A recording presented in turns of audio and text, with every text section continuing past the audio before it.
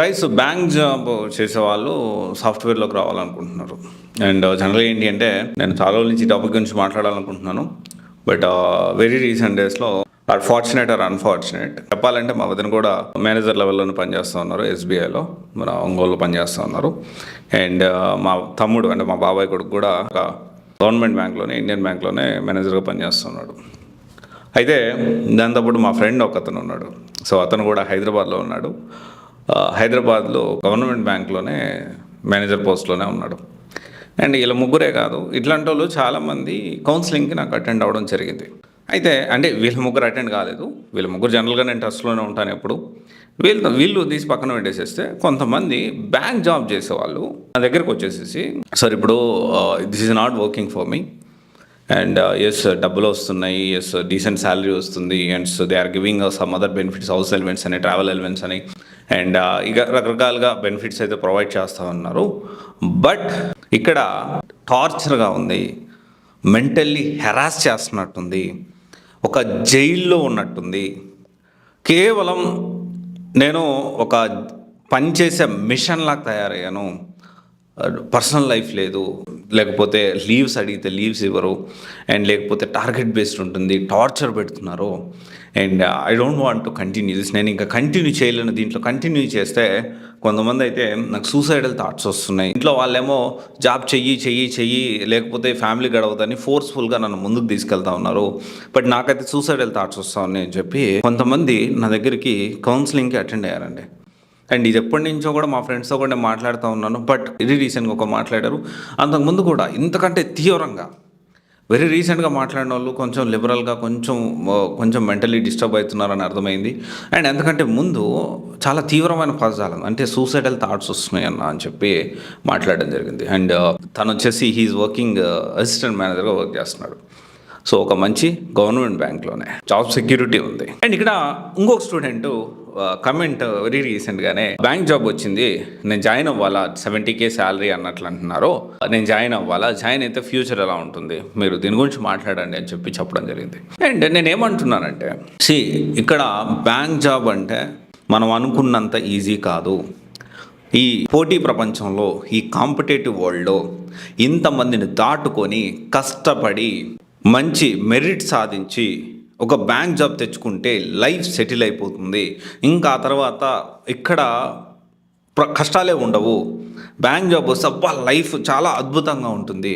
So which is అంటే mentally మనం ఇక్కడ అర్థం చేసుకోవాల్సిన విషయం ఏంటి అంటే, మనకి ఇక్కడ జనరల్గా ఏపీ తెలంగాణ విషయంలో చూసుకుంటే మన తెలుగు వాళ్ళు అంటే మెంటల్లీ వాళ్ళు ఎలా ఫిక్స్ అవుతున్నారంటే, చాలా కష్టపడ్డా బ్యాంక్ జాబ్ వచ్చేసింది, ఇంకా నా లైఫ్ సెటిల్, చాలా స్మూత్గా నా లైఫ్ వెళ్ళిపోతుంది. అండ్ చుట్టూ ఉన్న సమాజం కూడా నీకేం రా, మంచిగా బ్యాంక్ జాబ్ వచ్చింది, మంచిగా బ్యాంక్ మేనేజర్ చేస్తున్నావు, కథలు పడుతున్నావు, నువ్వు ఇన్ని మాటలు చెప్తున్నావా అని పక్కన వాళ్ళు అంటారు. సొసైటీ కూడా అలాగే అనుకుంటూ ఉంటుంది.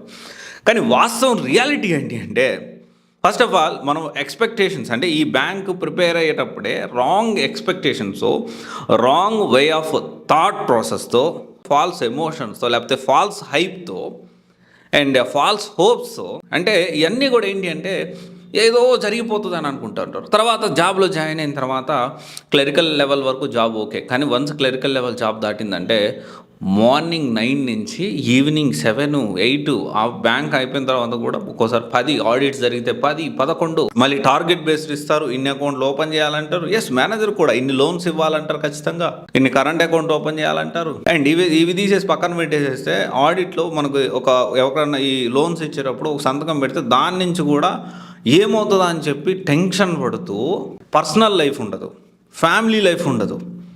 అండ్ దారుణమైన విషయం ఏంటంటే, ఒకరు చనిపోయిన లీవ్స్ ఇవ్వని బ్యాంక్స్ కూడా ఉన్నాయి, government banks. This is a host reality. And వాళ్ళు పనిచేస్తున్న కూడా మేనేజర్ లెవెల్లోనే. అండ్ చాలామంది ఏంటి అంటే అర్థం చేసుకోవాల్సిన విషయం, అంటే ఈ ఫాల్స్ హైప్స్, ఫాల్స్ హోప్స్ ఇవన్నీ పక్కన పెట్టేసేసి రియాలిటీ తెలుసుకొని unit to start. Me career start చేసేటప్పుడు జాబ్ వచ్చింది అన్నారు, అందరు కంగ్రాచులేషన్, ఇంకా నీ లైఫ్ మారిపోయింది అంటారు. ఇంకా అదే హోప్ తోటి వాట్ ఈజ్ వాట్ అని తెలుసుకోకుండా గబగబా వెళ్ళి జాయిన్ అవుతారు. జాయిన్ అయిన తర్వాత డెఫినెట్లీ ప్రోస్ ఉంటాయి, కాన్స్ ఉంటాయి. ప్రతి జాబ్కి, ప్రతి ఉద్యోగానికి ప్రోస్ ఉంటాయి, కాన్స్ ఉంటాయి. అండ్ ఇప్పుడు వచ్చేసి నేను బ్యాంక్ జాబ్ వదిలేసి నేను సాఫ్ట్వేర్ జాబ్కి వస్తాను, which is not at all correct. ఎందుకంటే నువ్వు సెక్యూర్డ్ లైఫ్ వచ్చేసి ఇక్కడ నీకు సెక్యూరిటీ ఉండదు. సాఫ్ట్వేర్లో నేను 200% I'm not going to recommend any one to come software. ఎందుకు రావాలి? అండ్ దాంట్లో నీకేంటి, నీకు ఫినాన్షియల్గా నీకు అంత బర్డెన్ ఉండదు. అంటే ఫినాన్షియల్ సెక్యూరిటీ, జాబ్ సెక్యూరిటీ ఉంటుంది, సాఫ్ట్వేర్లో అది ఉండదు. ఇంకొక విషయం ఏంటి అంటే అనుకోవచ్చు, అరే నేను కొంచెం క్వాలిటీ టైం నా ఫ్యామిలీతో నేను స్పెండ్ చేయొచ్చు కదా అంటే, అది అన్ని టైమ్స్ పాసిబిలిటీ ఉండదు. We have to balance. ఇక్కడ చాలామంది కూడా వాళ్ళు బ్యాలెన్స్ చేసుకోలేక ఈ family life, personal life, work life ఇదంతా కూడా ఇప్పుడున్న మోడర్న్ వరల్డ్లో, ఇప్పుడున్న సొసైటీకి అనుగుణంగా యాప్ట్ అవ్వాల్సిన అవసరం ఉంది. అండ్ మన పిల్లలు ఉన్నారు, పిల్లలు ఎంతవరకు మనతో ఉంటారు? మార్నింగ్ నుంచి ఈవినింగ్ దాకా ఎక్కువ టైం వాళ్ళ స్కూల్లోనే స్పెండ్ చేస్తారు.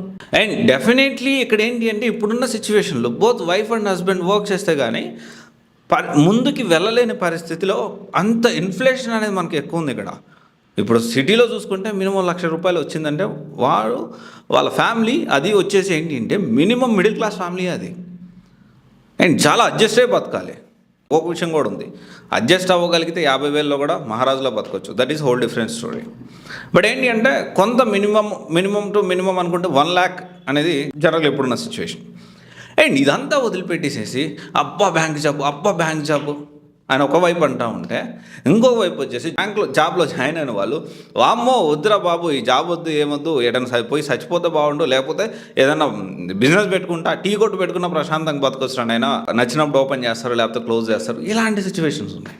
సో ఇక్కడ ఫైనల్లీ నేను చెప్పొచ్చేది ఏంటి అంటే ఇప్పుడు ఈ రెండు కూడా బ్యాంక్ జాబ్ జాయిన్ అయ్యేటప్పుడు నిజాలు తెలుసుకొని జాయిన్ అవ్వాలి, పాయింట్ 1.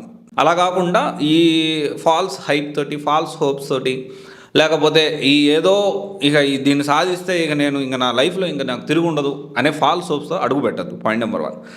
సెకండ్ వచ్చేసి ఏంటి అంటే వన్స్ అడుగు పెట్టిన తర్వాత సాధ్యమైనంత వరకు ఆ అంటే ఓకే లీవ్స్ ఇవ్వట్లేదు, బ్యాలెన్స్డ్గా ఎలా ఉండాలి దానికోసం ట్రై చేయండి.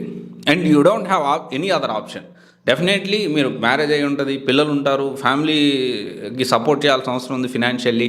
అండ్ ఇదంతా మనసులో పెట్టుకొని మీరు మెంటల్లీ బ్యాలెన్స్గా ఉండడానికి ప్రయత్నం చేయండి. This is very important. And నేను అలసిపోతున్నా, నాకు అవ్వట్లేదు, నేను రాత్రి అంతా వచ్చి పడుకుంటున్నా అంటే పొద్దున్నే లేచి కొంచెం బాడీకి ఎక్సర్సైజ్ చేయండి, కొంచెం యోగా చేయండి, కొంచెం మెడిటేషన్ చేయండి, వాకింగ్కి వెళ్ళండి, జాగింగ్కి వెళ్ళండి, do some activity. Physical activity ఎంతమందికి ఉంటుంది చెప్పండి? బ్యాంక్ జాబ్ చేసే వాళ్ళకి 200% చాలా తక్కువ మందికి ఉంటుంది. And I request everyone, bank job చేసేవాళ్ళు మీరు గుర్తుపెట్టుకోండి, బ్యాలెన్స్ చేసుకోవడానికి ప్రయత్నం చేయండి సాధ్యమైనంత వరకు. నాకేం ప్రాబ్లం లేదు, ఫినాన్షియల్గా అసలు ఇది డబ్బులు నాకేం అవసరం లేదు, నేను వేరేది వస్తుంది లేకపోతే లేదంటే you can take a call accordingly.